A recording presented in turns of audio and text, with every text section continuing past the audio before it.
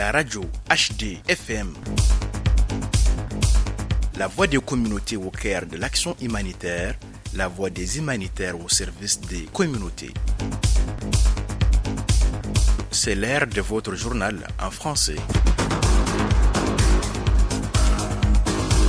Bonjour à toutes et à tous, soyez les bienvenus dans cette nouvelle édition de votre journal sur Radio Humanité et Développement. Les titres.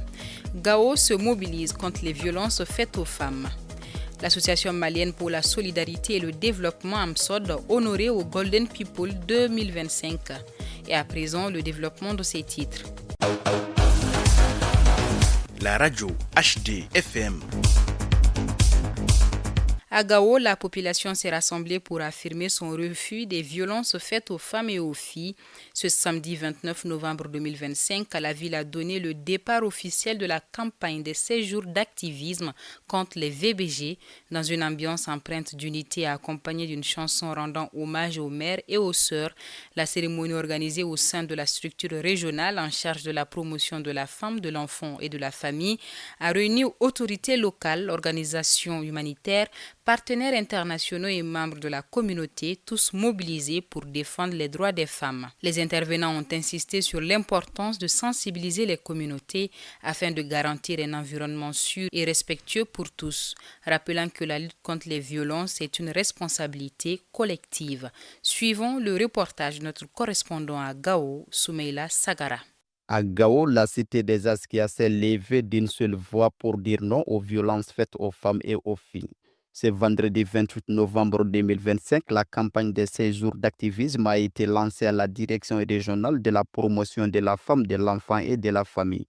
La cérémonie a rassemblé les représentants des jeunes humanitaires, des Nations Unies et les autorités locales autour d'un même engagement, protéger les droits des femmes et promouvoir la dignité humaine. Au nom du gouverneur, le chef de cabinet, Mamadou Diaguete, a rappelé que les femmes et les hommes sont des piliers complémentaires d'une société équilibrée qui doit évoluer dans un environnement sûr et apaisé. Les 16 jours d'activisme dont nous lançons la campagne représentent en tant que représentants. Au bout de cette énumération et en dehors de mes fonctions de représentant de l'État, je m'inscris dans une dynamique confirmant que l'homme n'est rien sans la femme et que la femme ne peut rien sans l'homme. Donc, un lien dialectique entre les deux. Cette interaction homme-femme devrait être solvante pour vivre hors des violences basées sur le genre en général, mais spécifiquement sur la femme et la fille, en particulier dans nos rapports humains. La directrice régionale de la promotion de la femme, de l'enfant et de la famille, Sanogo Bintou Traoré, ainsi que le chef de bureau d'ONU Femmes, Sekou Traoré, ont souligné que la lutte contre les violences basées sur le genre reste l'affaire de tous. Dans notre contexte sécuritaire fragile, où les femmes et les filles paient déjà un lourd tribut à l'instabilité, la violence numérique vient s'ajouter à leur vulnérabilité. Il est donc urgent d'agir, de prévenir et de protéger. La lutte contre les violences numériques envers les femmes et les filles est une responsabilité commune. Engageons-nous à faire de la technologie un outil de progrès et non une arme d'oppression. C'est ainsi que nous pourrons bâtir une société plus juste, égalitaire et protectrice pour toutes et tous. En clôture, une remise des kits de dignité aux ménages vulnérables est venue traduire en acte la solidarité et l'espoir d'une communauté unie pour le respect et la sécurité des femmes et des filles de Gao. La cérémonie Golden People 2025 du magazine Nekamag s'est tenue ce week-end à Bamako pour distinguer les personnalités qui ont marqué l'année au Mali, une soirée de reconnaissance et d'hommage aux talents et aux engagements citoyens. Parmi les moments forts, la distinction du président d'AMSOD, M. Moussa Abadjalo, élu humanitaire de l'année pour son action en faveur des communautés vulnérables. Place maintenant au reportage notre journaliste Yeya Bouré. La reconnaissance est sans nul doute l'une des plus belles valeurs humaines. Elle permet d'honorer l'effort, de célébrer le mérite et d'exprimer du fond du cœur un véritable merci à celles et ceux qui se distinguent par leur engagement. C'est dans cet esprit que le magazine Nekamag a organisé la cérémonie Golden People 2025, un événement dédié à la mise en lumière des personnalités ayant marqué l'année au Mali dans différents domaines. Pour sa 8e édition, la soirée a rassemblé ce samedi 29 novembre à l'hôtel de l'Amitié de Bamako des invités de haut niveau, des figures inspirantes et des talents reconnus, tous réunis pour célébrer l'excellence et l'impact positif. Monsieur Diawe Magassa, directeur adjoint de Nekamag, nous en dit davantage sur la philosophie et les objectifs de cette initiative. Nous honorons ce soir des personnalités qui ont marqué l'année 2025. Elles sont pour nous source de fierté et d'exemple. Il s'agit de ce que nous avons appelé Nekamag Golden People. Nekamag Golden People rend hommage aux hommes et femmes qui, au regard de leur parcours, action ou vision, sont des exemples, des modèles avérés de l'engagement pour un Mali prospère. Tout à l'heure, ils seront donc célébrés. Ces distinctions sont le témoignage de notre reconnaissance à leur égard, notre reconnaissance pour les efforts consentis. Mesdames et messieurs, récipiendaires du jour, sachez, à travers les actes que vous avez posés, que vous êtes un repère, une inspiration et une source de motivation pour nous tous. Je voudrais profiter de cette cérémonie pour inviter et inciter les jeunes à s'inspirer de ces hommes et femmes de mérite et de valeur à qui nous rendons hommage aujourd'hui. Après la remise des trophées, plusieurs lauréats ont exprimé avec émotion leur fierté et leur joie de voir leurs efforts salués et reconnus publiquement. Je suis M. Traoré Bass, je suis le responsable de production de TM1 et animateur aussi à TM1. C'est un sentiment de fierté et franchement très heureux et que TM1 soit parmi les récipiendaires ce soir, trophée Nekamag Golden People. Et ça nous montre encore ce que nous faisons à la télé, ça plaît aux Maliens. Et puis franchement ça nous encourage aussi à faire davantage pour donner le meilleur de nous-mêmes encore et donner des programmes de qualité aux téléspectateurs. Je parle ici au nom de la direction. Donc voilà, on dédie ça aux téléspectateurs. Vous savez, quand une chaîne gagne un prix, on doit surtout dédier ça aux téléspectateurs parce qu'on fait le boulot là pour eux. Donc si nous, on arrive vraiment à être regardés de nos jours et gagner des prix, c'est grâce à nos téléspectateurs. Donc ce trophée, on le dédie à tous qui regardent des millions de téléspectateurs de TM1 qui nous suivent partout dans le monde. Je suis la secrétaire de la présidente de l'association des Amazones du Sahel et les Amazones du Nord. Madame Diara Haïdara, je suis sa représentante et sa secrétaire en même temps, son adjointe.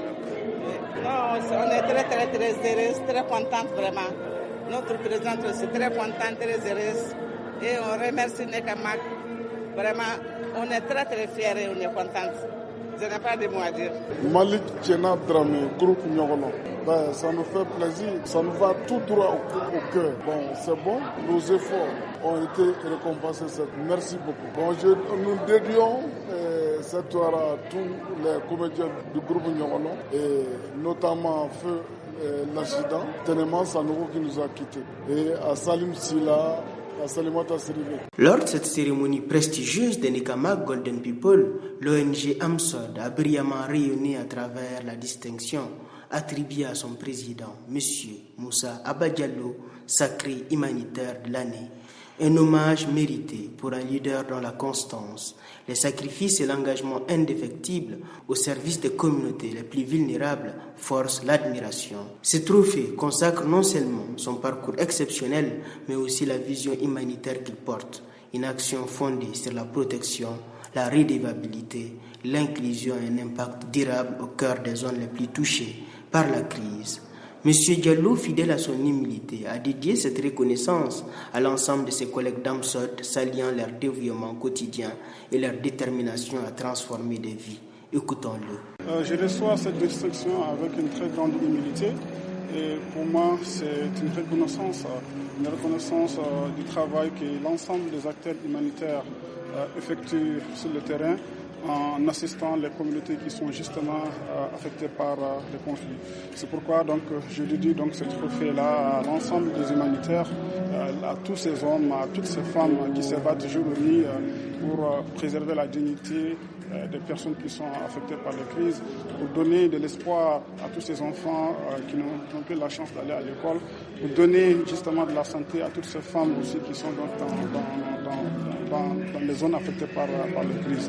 Donc c'est vraiment pour moi une très grande joie, une très grande reconnaissance pour tous ces hommes et toutes ces femmes qui sont dans le monde humanitaire et particulièrement aussi à toutes les ONG nationales qui sont en première ligne de la réponse humanitaire et qui appuient donc justement à la coordination de l'action humanitaire. Je voudrais remercier sincèrement Nekemag pour cette distinction parce que le travail des humanitaires est un travail noble, est un travail d'assistance aux personnes, de protection de la dignité et donc ce trophée-là vraiment vient encourager tous les acteurs humanitaires à pouvoir continuer leur noble mission d'appui aux communautés. À travers cette distinction, les Nekamak Golden People reconnaissent la valeur du travail accompli par le monde humanitaire de façon générale et par l'ONG AMSOD de façon spécifique et la contribution majeure de l'organisation au renforcement des réponses humanitaires au Mali. En bref, dans la région de Tombouctou, une équipe mobile intégrée a apporté des services essentiels de santé sexuelle et reproductive aux personnes déplacées internes de Gundam et de Niafunké. Au total, 320 consultations curatives gratuites, 25 consultations prénatales et 14 postnatales ont été réalisées. L'équipe a également mené 15 séances de sensibilisation touchant 300 personnes, tout en assurant une prise en charge psychosociale pour 90 survivants de violences basées sur le genre. 25 kits d'accouchement propres et 38 kits de dignité ont été distribués. Cette intervention a été menée avec l'appui de l'UNFP et le financement du Canada. À Bamako, 222 ménages en situation de précarité composés de déplacés internes et de familles hôtes ont bénéficié d'une assistance alimentaire fournie conjointement par la Croix-Rouge malienne et l'ambassade de la République populaire de Chine. Les bénéficiaires ont reçu des kits comprenant du riz, du mil, de l'huile et du sucre destinés à couvrir leurs besoins immédiats. Cette initiative s'inscrit dans un effort de solidarité en faveur des populations vulnérables avec le soutien des partenaires engagés aux côtés du ministère de la Santé et du Développement social. Actualité internationale au Darfour, handicap international alerte. Faute de moyens et d'accès sécurisés, les humanitaires sont forcés de choisir qui aider en priorité. Les personnes en situation d'handicap déjà exposées à la violence et à la faim sont les premières privées de soins. Avec seulement un quart des besoins couverts et une insécurité généralisée, l'ONG appelle à une mobilisation internationale urgente pour éviter une catastrophe humaine encore plus grave. Un mois après le cessez-le-feu, Amnesty International alerte. Les conditions de vie dans la bande de Gaza restent catastrophiques.